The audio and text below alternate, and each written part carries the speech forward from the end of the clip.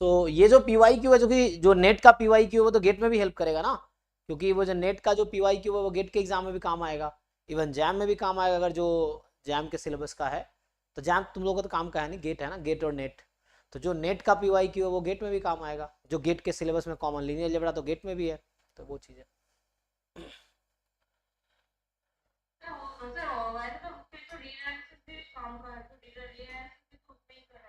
जी जी, वो भी गेट में है।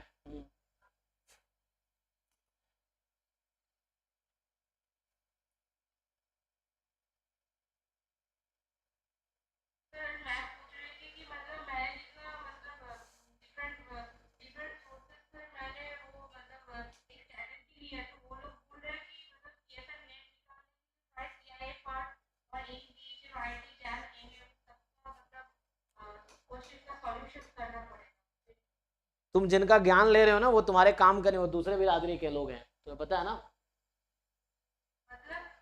हाँ, मतलब ये है कि वो सब मैथमेटिक्स वाले हैं, उनको मैथमेटिक्स वालों को ज्ञान दे रहे हैं, वो ज्ञान तुम्हारे लिए नहीं है।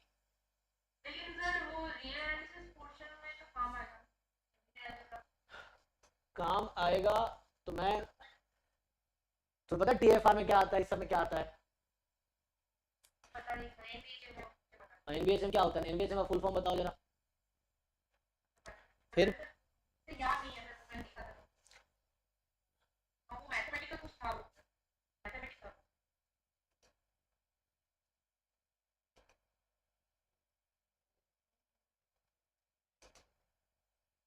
कौन सा खुल गया ये, एमएसक्यूएमएस खुल गया।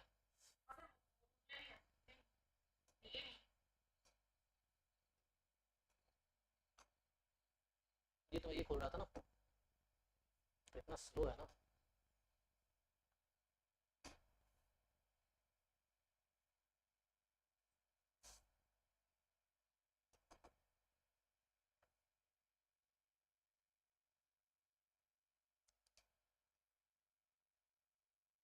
बताइए जी हितिका, आपने डाउट करने, क्योंकि आपका ज्वाइन किया था ना, तो आपका हो गया है, आपके डाउट कंटिन्यू करते हैं, उसके बाद खत्म हो जाएगा, फिर बाकी लोग को देखेंगे।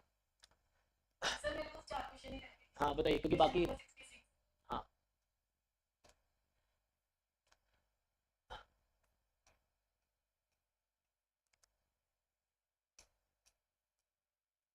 सो ये कह रहा, इतना क्वेश्चन आप अगर कर पा रहे हो तो आपका लेवल अच्छा हो गया है, फिर आप इस तरह कोई भी क्वेश्चन रेट के कर पाओगे इस कॉन्सेप्ट पे या।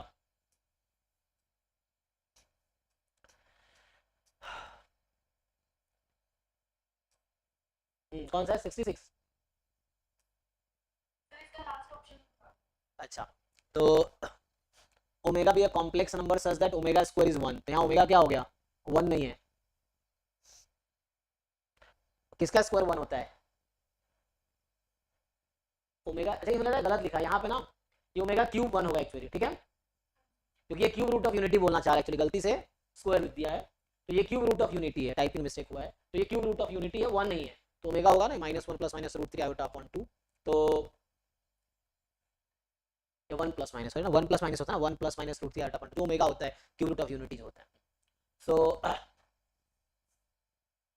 जो भी देखना है पड़े, तो क्यूब रूट में जो आएगा क्वाड्रेटिक में x³ - 1, तो क्या होता है ये x-1 ब्रैकेट में x² + x, x² + x + 1 ना, ठीक है, तो -1 + -√3 आयोटा अपॉन 2, तो ये बोल रहा हूँ ओमेगा की वैल्यू क्या होती है, हालांकि जरूरत नहीं पड़ेगी उसकी। तो ओके, तो ये क्यूब रूट ऑफ यूनिटी है, which the following statement are true, आप बी कह रहे हैं ना। So there exist linearly independent vectors, है ना, ये कह रहा है कि there exist linearly independent vectors u भी वी डब्ल्यू, जो कि सी क्यू का मेंबर होगा, मतलब थर्ड डायमेंशनल वेक्टर है, जहां एंट्रीज कॉम्प्लेक्स नंबर हो सकती है, जहां पे A B is equal to A W is equal to 0 होगा।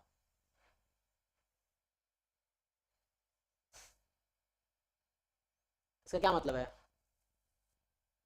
इसका रैंक कितना आया था, तो रैंक 2 आया, नलिटी कितनी होगी इसकी, तो नलिटी जब 1 होगी तो नल स्पेस के डायमेंशन में कितने एलिमेंट होंगे।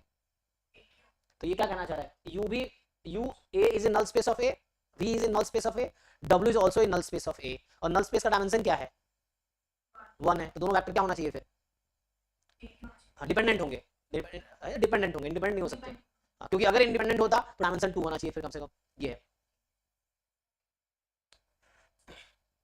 नेक्स्ट बताइए।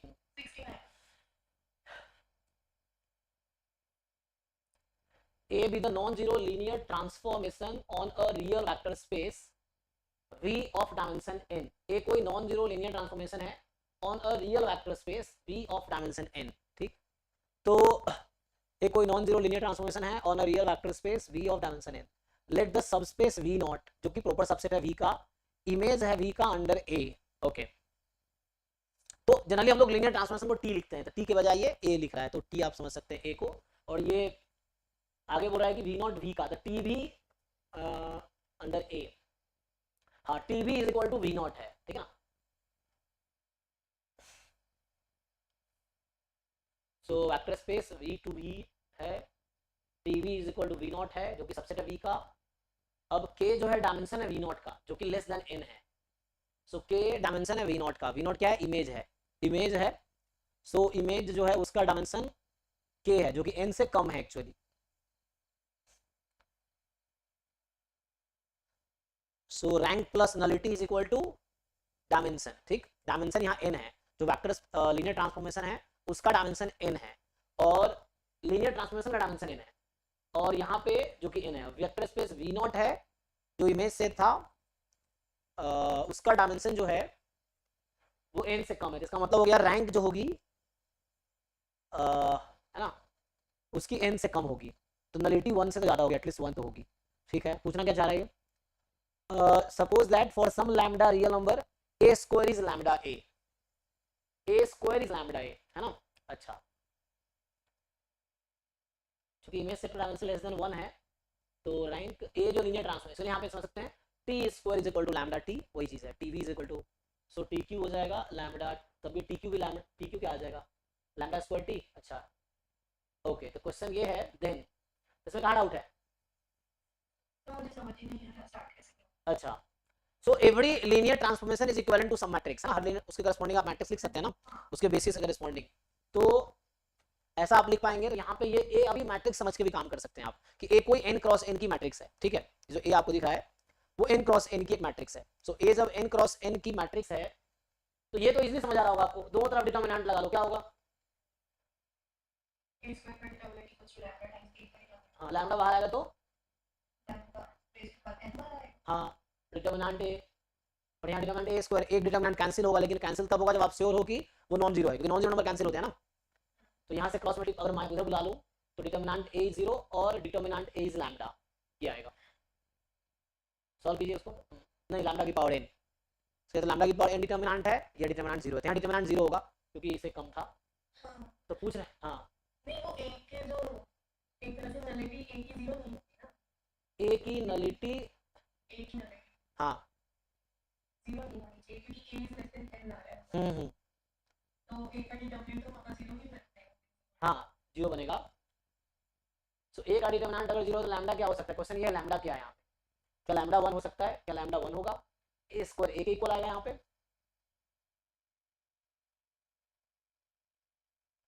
A क्यूब अगर निकालेंगे तो A क्यूब हो जाएगा. इसको सॉल्व करें, पर क्या मिलेगा? मिलना क्या चाहिए? नहीं लैम्डा, लैम्डा स्क्वायर A हो जाएगा. हाँ, फिर ऐसे ही A, तो A की पावर n प्लस 1 होगा, लैम्डा की power n A. Okay, lambda is 0 और लैम्डा इज लैम्डा, और आइगन वैल्यू 0 और लैम्डा, ये हो ना यहाँ पे, तो आइगन वैल्यू 0 और लैम्डा, यहाँ दो और पॉसिबिलिटी है, तो 0 है या लैम्डा है. तो ये देन इसमें बताया नहीं, MCQ MSQ कुछ लिखा नहीं है ना, तो लिखना चाहिए था ना, कुछ नहीं लिखा है.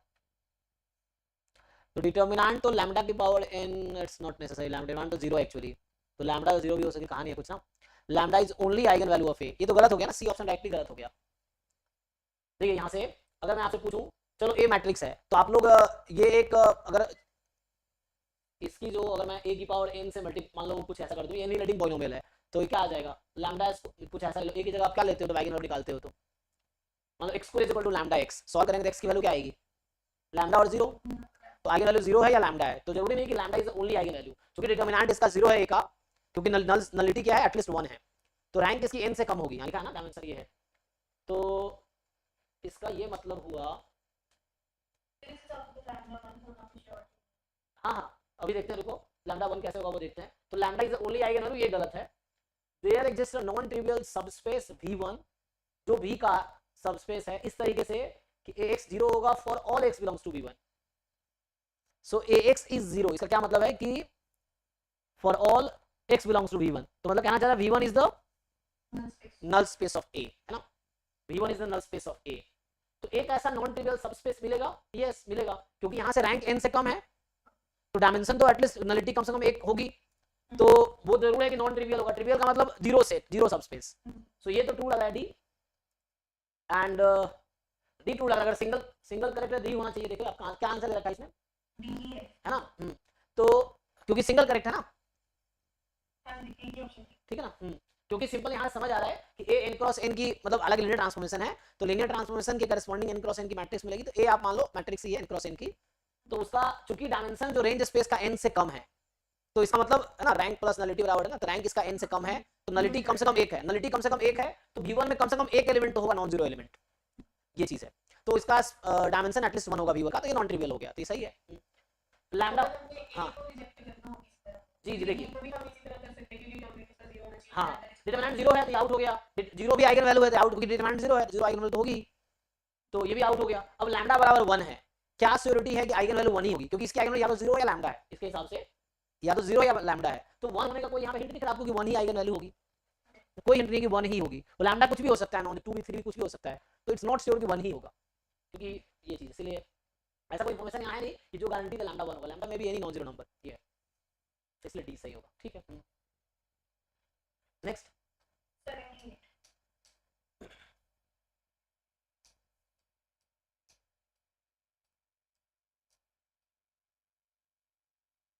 ए कोई 3x4 की मैट्रिक्स है. ठीक, ए कोई 3x4 की मैट्रिक्स है, बी कोई 3x1 मतलब कॉलम वेक्टर है, और इंटीजर एंट्रीज है उसके पास. अच्छा, ए बी दोनों के पास इंटीजर एंट्रीज है. ठीक है.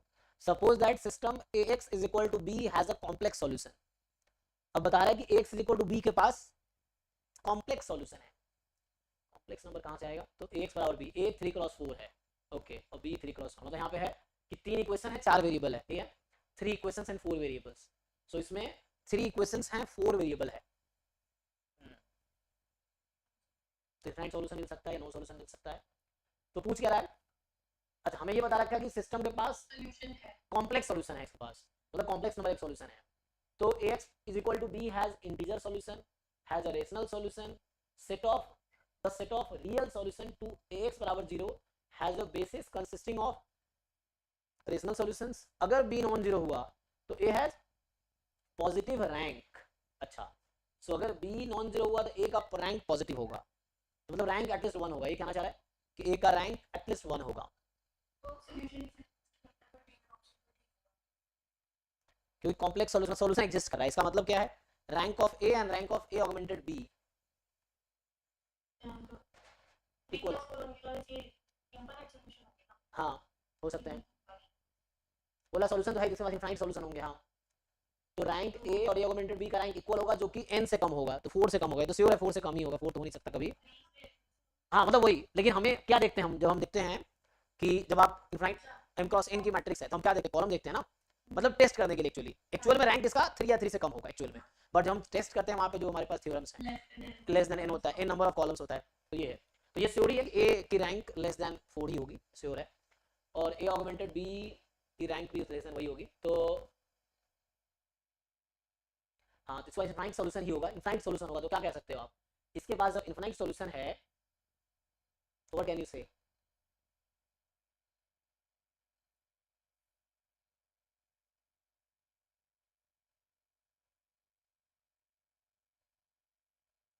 ax बराबर 0 यहाँ पे लिया है, ax बराबर यहाँ नॉन जीरो कह रहा है, नहीं यहाँ पे ये ax बराबर नॉन जीरो नंबर है, तो a के पास पॉजिटिव रैंक होगा. पॉजिटिव रैंक का मतलब क्या है, a जीरो मैट्रिक्स नहीं होगा, a नॉन जीरो मैट्रिक्स होगा. यहाँ कहना चाह रहा है कि अगर b नॉन जीरो है तो a is a non zero matrix. True और false.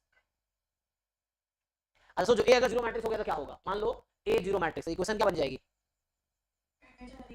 0 is equal to b. अगर a जीरो मैट्रिक्स है तो इक्वेशन बन जाएगी 0 इज इक्वल टू b. अब b यहाँ क्या है, तो उसका क्या मतलब हो जाएगा, नो सॉल्यूशन आ जाएगा फिर. तो इसका मतलब है कि अगर b नॉन जीरो है तो गारंटी है a नॉन जीरो मैट्रिक्स होगा, और अगर a नॉन जीरो मैट्रिक्स हुआ तो गारंटी उसकी रैंक एटलीस्ट 1 होगी, क्योंकि only zero matrix has rank 0, है ना. So any non zero matrix has rank at least 1. तो ये d तो सही है, सही कह रहा हूं. तो a का रैंक कम से कम 1 तो होगा, बिकॉज b नॉन जीरो है, तो a को नॉन जीरो मैट्रिक्स होना पड़ेगा. इनफाइनाइट सॉल्यूशन के लिए। तो ए डी इज करेक्ट, अगर सिंगल करेक्ट है तो डी करेक्ट हो गया, अगर सिंगल करेक्ट ऑप्शन है तो अच्छा एमएसक्यू में ओके ओके। तो आगे देखते हैं।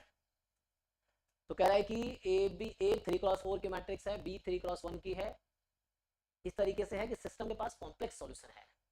ये कॉम्प्लेक्स का क्या रोल है यहाँ पे? कॉम्प्लेक्स का रोल लग रहा है मुझे, कंप्लीट सॉल्यूशन या कुछ ऐसा इनफाइनाइट सॉल्यूशन होना चाहिए, हैज अ सॉल्यूशन। मुझे लगा सॉल्यूशन है इसके पास, ये कॉम्प्लेक्स का क्या मतलब है? तो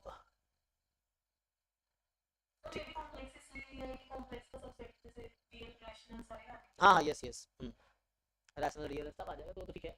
अब क्या ax power b integer solution होने की गारंटी है कि x पावर b के पास इंटीजर सॉल्यूशन होगा? हाँ रैशनल भी हो सकता है। अब यहाँ बोल रहा है ax पावर b के पास रैशनल सॉल्यूशन तो होगा। एक्चुअली पता क्या है, यहाँ देखो एक हिंट यहाँ पे दे रखा है कि मैट्रिक्स में इंटीजर एंट्रीज हैं। सो आपको लगता है कोई लीनियर इक्वेशन आप सॉल्व कर रहे हो, मान लो x + y = 2, x - 2y = 3 example के लिए, तो इसमें कभी रूट कहीं से आएगा सॉल्व करते हुए? तो इरेशनल नंबर कभी जनरेट होगा ही नहीं फिर तो। अगर मेरे पास ऐसे इक्वेशंस हैं जिसके कोई हाँ पी वाई क्यू वाला फॉर्म आ सकता है, वही बोल रहा हूँ। रूट वाले टर्म √2 √3 बनेगा कभी, क्योंकि x + y = 3 मतलब कोएफिशिएंट भी इंटीजर है और इक्वल टू भी इंटीजर है एग्जैक्टली। तो जब इंटीजर है तो सॉल्यूशन गारंटी है रेशनल ही होगा एक्चुअली, क्योंकि इरेशनल नंबर कहां से आएगा? अगर मैं बोल रहा हूं कि अगर यहाँ पे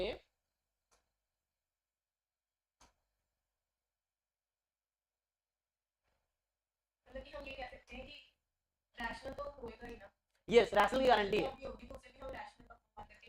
जैसे मान लो कोई इंटीजर है यहाँ पे, मान लो m1x m2y = m3 है ना, मान लो n1x n2y = मान लो n3 है, यहाँ mn इंटीजर है। तो अगर इसको मैं सॉल्व करूंगा तो ऐसा थोड़ी हो सकता है कि x = √2/√3 आ जाएगा, ऐसा कभी हो सकता है?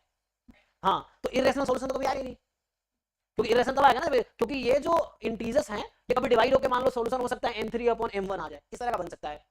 तो रेशनल सॉल्यूशन मतलब सॉल्यूशन रेशनल ही होंगे, इरेशनल कभी आएगा ही नहीं एक्चुअली, क्योंकि कहां से √2 और √3 सब कहां से बनेगा? कहीं से बनना ही नहीं है सॉल्व करेंगे तो, क्योंकि इंटीजर एंट्रीज है मैट्रिक्स में और इंटीजर एंट्रीज राइट साइड में भी, तो ये भी इंटीजर्स हैं और ये भी इंटीजर्स हैं, तो जब सॉल्व करेंगे तो जो भी वैल्यूज है वो इंटीजर्स मतलब रैशनल नंबर आएंगे सॉल्यूशन। तो ये गारंटी है कि रैशनल सॉल्यूशन ही होगा, इरेशनल कभी नहीं हो सकता। अब बोल रहा है कि अगर ax = 0 के पास set of real solution to ax = 0 has a basis consisting of rational solutions.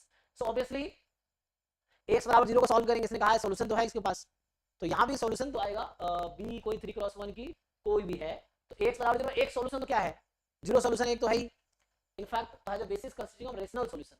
हाँ तो ठीक तो है, set of real solutions to ax = 0 जो होगा वो रेशनल ही होगा। वही फिर से ये कहना चाह रहा है कि इसका जो सॉल्यूशन रियल नंबर आएगा तो उसके बेसिस में सिर्फ रेशनल्स होंगे। तो मैं फिर से कह रहा हूं इरेशनल कहां से आएगा? इरेशनल तो आएगा नहीं ना। बेसिस का क्या? हाँ बेसिस क्या? सॉल्यूशन स्पेस निकाल सकते हैं आप। सॉल्यूशन स्पेस क्या होगा? सेट ऑफ ऑल सॉल्यूशंस, उसमें जितने लीनियरली इंडिपेंडेंट होंगे बेसिस बना देंगे, है ना। तो जो भी सॉल्यूशंस आएंगे मुझे पता है सॉल्यूशन रेशनल है, तो बेसिस में इरेशनल आ सकता है कभी। तो ये चीज बस यहाँ रियलाइज यही करना कि इंटीजर एंट्रीज है, तो integer entries in fact rational entries होता तभी सेम आंसर आते, इंटीजर के रेशनल नंबर लिख दिया होता तभी सेम ही ऑप्शंस रहते, ये चीज है इसीलिए। नेक्स्ट बताइए।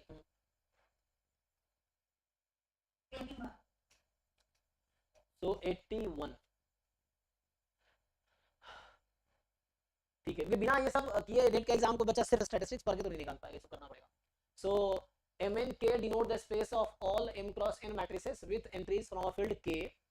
Fix a non singular matrix A, okay, n cross n का है। Consider the linear map, the linear transformation है set of matrices to set of matrices tx = ax, क्या लिखा है? tx = ax, okay. So tx linear transformation है ax. So पूछ रहा है then trace of t जो होगा वो n टाइम्स समेशन यही होगा, ट्रेस ऑफ t ये होगा, रैंक ऑफ t n² होगा या t नॉन सिंगुलर होगा। तो यहाँ पे क्या लिया है इसने कि tx जो है वो ax है, tx is ax।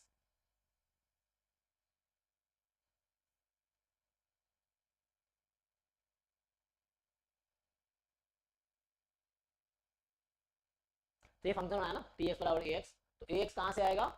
mn में इधर होगा, ये भी n क्रॉस n की मैट्रिसेस है जहाँ फील्ड से आ रही है। तो ट्रेस क्या होगी? रैंक क्या होगी लीनियर ट्रांसफॉर्मेशन की? सो रैंक प्लस नलिटी बराबर डायमेंशन, है ना। तो ठीक है, यहाँ पे एक बार और मैं टी लगा दूंगा तो क्या होगा बताइए? एक बार और टी लगा दूंगा तो टी ऑफ टी एक्स कितना हो जाएगा?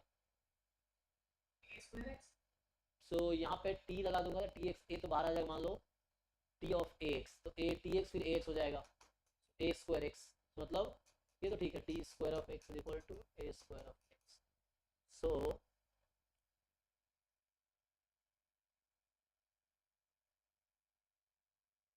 ये तो ठीक है। तो यहाँ पे हमें क्या डिसाइड करना है, हमें निकालना है रैंक। तो हर इसके करस्पॉन्डिंग एक हमारे पास मैट्रिक्स बनेगी। तो ये लीनियर ट्रांसफॉर्मेशन कहाँ से कहाँ तक डिफाइंड है? ये जो ट्रांसफॉर्मेशन है ये आपके पास क्या है? Set of n cross n matrices हैं। तो मुझे ये बताओ, set of n cross n matrices हैं टोटल, तो इसका डायमेंशन क्या होगा इसका? मतलब मैं ऐसे पूछता हूँ, देखो आप ना रैंक प्लस नलिटी बराबर डायमेंशन, ये होता है ना। सो rank of T plus nullity of T बराबर डायमेंशन ऑफ टी। डायमेंशन क्या आएगा?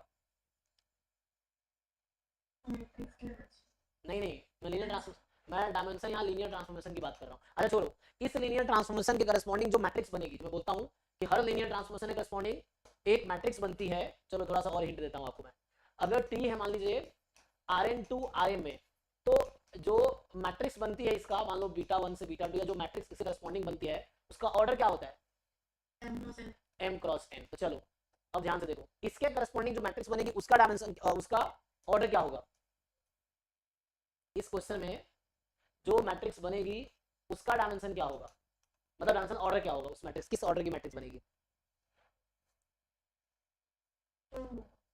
पहले तो हम मैट्रिसेस के बेसिस बनाएंगे। अच्छा बताओ, इस Mn जो वेक्टर स्पेस है इसके बेसिस में कितने एलिमेंट है? n क्रॉस n, जैसे टू लेके होते हैं, जब हम 2 क्रॉस 2 होता है, n क्रॉस n के मैट्रिक्स में कितने एलिमेंट होते हैं? n क्रॉस n मैट्रिक्स में कितने एलिमेंट्स हैं? n स्क्वायर, तो बेसिस में n स्क्वायर एलिमेंट होगा, ठीक है ना। सो अब बताओ, तो ये मैट्रिक्स, ये जो इसके करस्पॉन्डिंग जो मैट्रिक्स बनेगी उसका ऑर्डर क्या होगा? हाँ, तो ये होगा n square cross n square. तो ये जो लीनियर ट्रांसफॉर्मेशन को एज अ मैट्रिक्स अब आप इमेजिन कर सकते हो जिसका n square cross n square order है। तो यहां से आओ, सो rank of t plus nullity, या a बोल सकते हो, rank of a plus nullity of a, सो बराबर इक्वल टू क्या लिखूं? डायमेंशन ऑफ t कितना होगा, या डायमेंशन ऑफ t का मतलब होता है मैट्रिक्स के नंबर ऑफ कॉलम्स। तो यहाँ क्या होगा? इक्वल टू n स्क्वायर आ गया। सो ये एक रिलेशन आ गया कि rank of linear transformation plus nullity of linear transformation बराबर डायमेंशन ऑफ लीनियर ट्रांसफॉर्मेशन। और डायमेंशन जो है इसका वो n स्क्वायर है। Mn जो मैट्रिक्स सेट ऑफ मैट्रिक्स है वो n स्क्वायर डायमेंशन है इसका।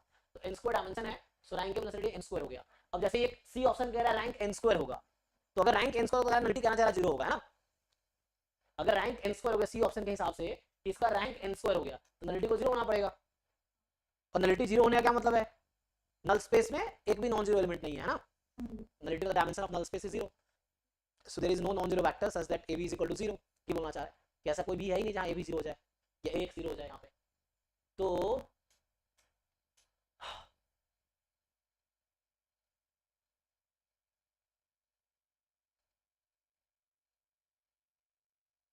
ऐसा नलिटी 0 होगी। अगर मैं पूछूं आपसे, हाँ नलिटी a को स्पेसिफाई किया है, नॉट सिंगुलर, x को तो हम कुछ भी ले सकते हैं। TA बराबर AX है, TX बराबर AX है, AX बराबर 0 कर देता हूँ, ये होता है ना nullity, set of x such that AX is 0। अब बताओ AX 0 होगा तो ऐसा क्या क्या x आ सकता है? कोई नॉन जीरो x? a तो नॉन सिंगुलर है, तो x को भी ऐसा मैट्रिक्स होना पड़ेगा सिंगुलर। अच्छा, a नॉन सिंगुलर दे रखा है, वाह। तो जब a आपको नॉन सिंगुलर दे रखा है तो a एक्चुअली क्या है? For a non singular matrix a जो कि n क्रॉस n का है, ठीक है ना। अच्छा यहाँ तो मैं कंफ्यूजन हो जाएगा, जो मैंने a बनाया वहाँ a बनाया वो अलग है, तो इसको मैं m ले लेता हूँ अभी के लिए, क्योंकि वो कंफ्यूजन हो जाएगा। वो a अलग है, यहाँ जो बना रहा था वो a अलग है। तो ये मैट्रिक्स है, सो ये m है और ये m है, ठीक है। तो Tx बराबर ax बराबर 0। तो नलिटी हम m की बात कर रहे हैं एक्चुअली, यहाँ पे नलिटी में किसकी बात कर रहा हूँ?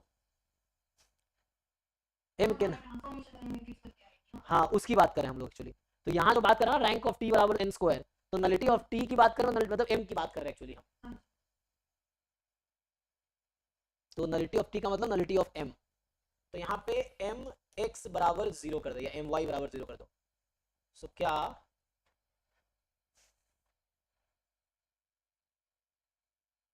अच्छा, सो tx बराबर ax है, a नॉन सिंगुलर है, तो यहाँ पे काम कर सकते हैं हम लोग, आसानी से इसको कर सकते हैं ना। देखो मैं t बना ही देता हूँ पूरा। तो इसने कहा है कि tx बराबर ax है और a कोई n क्रॉस n का नॉन सिंगुलर है, तो नॉन सिंगुलर मान लो अभी आइडेंटिटी लेके चलता हूँ, ठीक है। तो ये x1 से लेके xn तक है, तो tx एक्चुअली क्या बन के आ गया? हाँ नहीं नहीं, x किस ऑर्डर की मैट्रिक्स है? नहीं नहीं नहीं, tx बराबर हाँ यस यस रुको, tx x कहाँ से आ रहा है? डोमेन से आ रहा है ना, किसके डोमेन से आ रहा है? हाँ सही कह रहे हो आप। सो x ये जो x है ये डोमेन से आ रहा है, किसके डोमेन से? t के डोमेन से। t के डोमेन में क्या है? अच्छा ठीक है, सो हाँ ओके ओके नो प्रॉब्लम। तो यहाँ पे आप एक काम करो, x एक मैट्रिक्स है, किस ऑर्डर की? n क्रॉस n की। तो यहाँ पे मैं कुछ ऐसा ले लूँ, फिर x11 ऐसे करके x1n ऐसे चलेगा, फिर तो xn1 से xnn, तो ये क्या बन के आएगा? यहाँ अगर पूछूँ तो आपसे क्या है? ये n क्रॉस n है, तो ये भी n क्रॉस n है, ये भी n क्रॉस n आएगी। तो कुछ n को फिक्स कर लो यहाँ पे, n को कुछ वैसा लेके आप आगे एक्सपेरिमेंट कर सकते हो, है ना। तो यहाँ क्या होगा? फर्स्ट रो को आप मल्टीप्लाई करो फर्स्ट कॉलम से, क्योंकि आइडेंटिटी लिया मैंने, तो ये x के इक्वल आ जाएगी। तो आइडेंटिटी हालांकि मैंने सुटेबल एग्जांपल लिया है, तो tx बराबर x हो गया एक्चुअली ये। सो tx बराबर जब x हो गया, तो इसका ट्रेस क्या होगा? अब अगर आपका ट्रेस होगा तो क्या आ जाएगा? क्या होगा ट्रेस t का? अगर यहाँ पे मैं ट्रेस लगा दूं इसका, ट्रेस ऑफ t, तो क्या होगा? ट्रेस ऑफ x इस एग्जांपल में, और x का ट्रेस कितना है? रोल ही नहीं है, क्योंकि यस क्योंकि इसने कहा a कोई नॉन सिंगुलर है, फिक्स अ नॉन, क्यों? क्योंकि हमने a11 की वैल्यू ही 1 ले ली है। हाँ कोई बात नहीं सर अगर 2 ले लेते हैं तो 2 टाइम्स x हो जाएगा, कोई बात नहीं, ट्रेस में तो 2 इंक्लूड हो जाएगा। हाँ तो कोई बात नहीं, क्या आएगा बताइए, सभी के हिसाब से क्या आएगा? अब ये जो x मेरा अभी n क्रॉस, हाँ n क्रॉस n की मैट्रिक्स है ना, कोई बात नहीं, अभी क्या आएगा मुझे बताइए ना, अभी इसके हिसाब से ट्रेस क्या आएगा x का? अभी तो ट्रेस जो होगा वो x का ट्रेस जो बनेगा समेशन x i, तो ai का क्या रोल है इसमें? तो पहला वाला तो गलत हो गया ना, पहला गलत हो जाएगा एक्चुअली। ठीक है, तो x का यहाँ पे कोई रोल नहीं है, एक मिनट, x का क्यों रोल नहीं आ रहा? एक मिनट, हाँ मैं समझ रहा हूँ आप जो कह रहे हैं, मान लो यहाँ पे 2 ले लेता मैं फॉर एग्जांपल, 2 2 2 2, तो ये आप कह रहे हो कि यहाँ पे आ जाता है 2x1, सो तो ये 2 टाइम x आ जाता, जस्ट ये 2x आ जाता।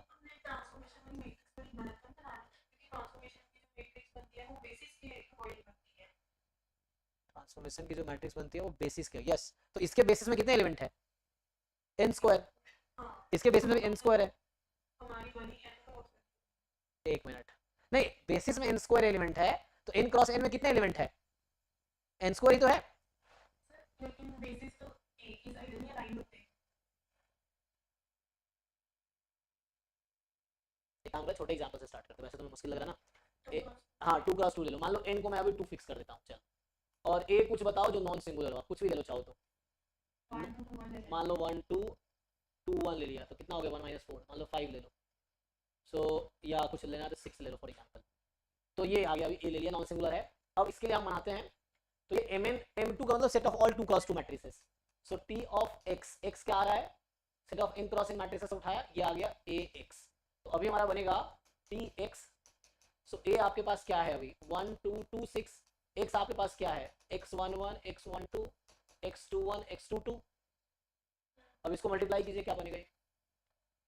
सो अभी आपके पास क्या आ गया x11 प्लस 2x21, है ना, फिर ऐसे ही x12 प्लस 2x22, यहाँ पे 2x11 प्लस 6x21,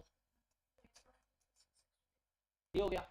ओके, अब आपसे क्या पूछना चाह रहा समझिए, तो ये मेरा tx अभी आ गया इस एग्जांपल के लिए, ये tx है, ठीक। तो आपसे क्या पूछा? अरे इसका बेसिस के एलिमेंट लेते हैं, हमें अगर रैंक चाहिए तो रैंक कैसे निकालते हैं किसी लीनियर ट्रांसफॉर्मेशन का? तो मैट्रिक्स का रैंक निकालेंगे। तो यहाँ पे x को ना बेसिस का एक एक एलिमेंट लेता हूँ, तो क्या होगा? x की जो बेसिस बनती है वो 1 0 0 0, यस यस यस वही बोल रहा हूँ। तो वहां से आप जो नया मैट्रिक्स है ना वो हम बना सकते हैं, जो आप कहना चाह रहे हो ना वो यहाँ से बन जाएगा। चलो जैसे अगर हम लिखते हैं, मान लो t ये है 1 0 0 0, एक ये है, तो ये क्या आएगी? तो x11 जस्ट, सो 1 x11 जहाँ आया वहीं पे नॉन जीरो होगा, ये आ गया।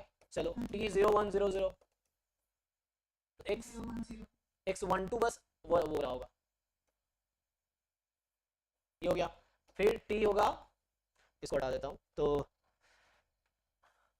अब निकालते हैं, क्या कर दिया मैंने,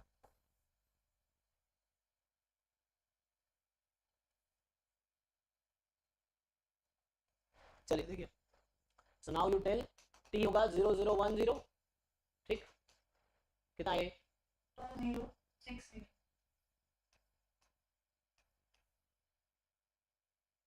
फिर ऐसे लास्ट आएगा 0001, ये कितना बनेगा 0206 020 अब आप क्या करते हैं, हम मैट्रिक्स बनाना है मुझे, so we have to make a matrix, हमने बेसिस निकाल दिया डोमेन से है ना, और उसका इमेज निकाला हमने, अब इमेज आ गया तो मेरा टी जो बेसिस के एलिमेंट से जो मैट्रिक्स बनता है ये किस ऑर्डर का बनेगा, n square cross n square हाँ, तो यहाँ पे क्या बनना है, इसे स्पेस भी कम लग रहा मुझे, तो हो जाएगा, सो बनाओ क्या बनेगा, तो हम क्या करते हैं लीनियर कॉम्बिनेशन लिखते हैं ना बेसिस का, तो यहाँ क्या होगा, इसको तुम अगर E1 E2 के नाम से लिख दो, E1 E2 E3 E4 होता फॉर एग्जांपल, सो ये है E1 प्लस कितना E1 E2 मैं ये बोल रहा हूँ E3 2 E3 हो जाएगा ना, हाँ ये E1 E2 2 E4, हाँ ऐसे यहाँ पे 2E1 नहीं, हाँ 2E1 और 6E3 और ये 2E2 plus 6E3। चलिए तो T बीटा निकालिए जो हम लोग करते हैं, क्या क्या आएगा, ये आएगा 1 0 2 0 कॉलम में लिखते हैं ना उसको हम लोग, कॉलम में 1020, हाँ इसका लिखिए 0 2 0 ये 0 1 एक मिनट, वो ये लिख दिया 0 1 1 0 है ना 0 1 0 2, ठीक है, हाँ यहाँ पे फिर 2 0 6 0 फिर 0 2 0 6, इसका रैंक निकाल पाएंगे तो काम हो जाएगा, तो ये तो फुल रैंक आएगा, फुल रैंक आ गया पक्का, देख लो मल्टीपल है कोई किसी का, अगर मैं एलिमेंट्री ऑपरेशन लगाऊंगा तो ये 1:2 को 0 बना देगा, अगर मैं एलिमेंट्री ऑपरेशन का रैंक कैसे निकालते हैं, रो रिड्यूस इक्वल फॉर्म में कन्वर्ट करते हैं, तो इसका क्या लोचा है, सो यहाँ पे क्या होगा, इसको जरा एक बार चेक कर लो, फुल रैंक ही बनेगा। पक्का ना, हाँ। कैसे, पहले हम अगर 2 1 और 2 3 को क्रिएट करके लेते हैं तो भी हमारे मल्टीपल पास नहीं है, हाँ जो हाँ मल्टीपल तो नहीं है, फुल आएगा, ठीक है मैं काम करता हूँ, अभी थोड़ा एलिमेंट्री ऑपरेशन लगाता हूँ, तो R3 में 2 टाइम R1 कर देते हैं 0 हो जाएगा, तो ये 2 बनेगा, फिर ऐसे R4 में 2 टाइम R3 कर देते हैं, again 0 2 हो जाएगा, ठीक, तो ये बन के आ गया, तो पाइवट एलिमेंट्स ये बन गए, क्योंकि नीचे वाले सारे 0 हो गए, तो ये 4 है तो रैंक 4 हो गया, तो इसका मतलब है कि हम कोई भी मैट्रिक्स का रैंक n स्क्वायर वाला करेक्ट ऑप्शन होगा, क्योंकि हम कोई भी मैट्रिक्स लेंगे तो यही सिचुएशन आएगी एक्चुअली, क्योंकि नॉन सिंगुलर दिया ना हमने, तो यही सिचुएशन आएगी, तो यहाँ से ये हुआ, तो यहाँ से एक ये सिचुएशन हुआ कि रैंक टी का n स्क्वायर तो होगा, 4 है ना रैंक, इन हमने 2 लिया था, सो rank n T non singular है, और अगर n स्क्वायर है तो नॉन सिंगुलर होगा ही, क्योंकि फुल रैंक हो गया, n square cross n square की मैट्रिक्स है टी के करस्पॉन्डिंग, तो नॉन सिंगुलर होगा ही, ये दोनों सही हो गया। अब ट्रेस पे आ जाओ, ट्रेस को मैच करो जरा जो हमने बनाया उसमें, ट्रेस हमारा 1166 बनेगा और ए मैट्रिक्स का ट्रेस 1 और 6 1 प्लस 6 का किसको सेटिस्फाई कर रहा है, ए वाले तो पहले वाले को सेटिस्फाई कर रहा है, n2 है तो 2 टाइम इसको कर रहा है, नीचे वाला कर रहा है, नहीं, क्योंकि हमने ए लिया था 1 2 2 6, हाँ तो हमारा ट्रेस में एलिमेंट 1 और 6 ही थे, और जब हमने टी बनाया ना तो उसमें जो हमारे डायगोनल एलिमेंट्स थे वो 1 1 और 6 6 हाँ, तो मैच कर लो हो जाएगा ना, लेफ्ट साइड अलग निकाल लो, राइट साइड अलग निकाल लो, एक के हिसाब से ये आ जाएगा और टी हमने बनाए हैं उसके हिसाब से ये आ जाएगा, तो हो जाएगा, ठीक है, नेक्स्ट बताओ, बस हो गया सर, तो आपके सारे वेरी गुड, इसको बस एक बार उन क्वेश्चंस को आप फिर से सॉल्व कर लेना एक दो बार जो आपको डाउट आए थे, और ये अगर चाहो, हाँ रुको एक मिनट, अरे रुक जाओ तुम, हाँ तो मैं कह रहा हूँ जो भी आपके डाउट्स है कल डिस्कस किया और आज डिस्कस किया का, सो उसको आप एक दो बार फिर से सॉल्व कर लो, सो दैट ऐसा नहीं हो ना कुछ टाइम बाद ये क्वेश्चन फिर से आपका डाउट ही रहे, क्योंकि डाउट क्लियर तब होंगे जब आप 2-3 बार इन डाउट वाले क्वेश्चन को स्पेशली आप सॉल्व करोगे खुद से, और अगर पॉसिबल हो तो पूरे, हाँ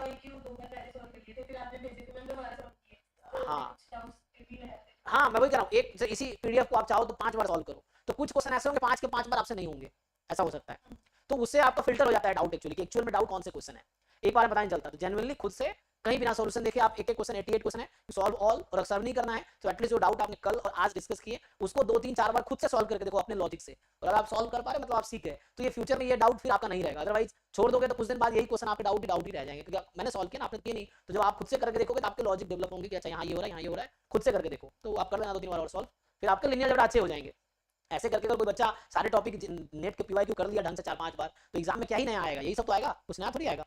स्पेशली मैं बताता हूँ कि बच्चों का नेट नहीं निकलता, मैं बताता हूँ जिनसे ये सब भी सॉल्व नहीं होते हैं, और एक्चुअली वो एक्सपेक्ट ये करते हैं घर पे सॉल्व नहीं हो रहा, कोई बात एग्जाम में हो जाएगा। ऐसा कैसे हो जाएगा? जिन बच्चों से ये जो 88 क्वेश्चन है, अगर मान लो 7-8 क्वेश्चन ही सॉल्व हो रहा है, तो एग्जाम में वो कैसे एक्सपेक्ट कर सकता है कि जितने क्वेश्चन आ रहे सब हो जाएगा? नहीं होगा ना। जिन बच्चों से ये क्वेश्चन घर पे पूरे 100% कर पा रहे हो 4-5 बार सॉल्व करने के बाद, तो एग्जाम में जब क्वेश्चन आएगा तो इनसे रिलेटेड ही होगा, इसी कॉन्सेप्ट पे होगा, इसी टॉपिक पे होगा।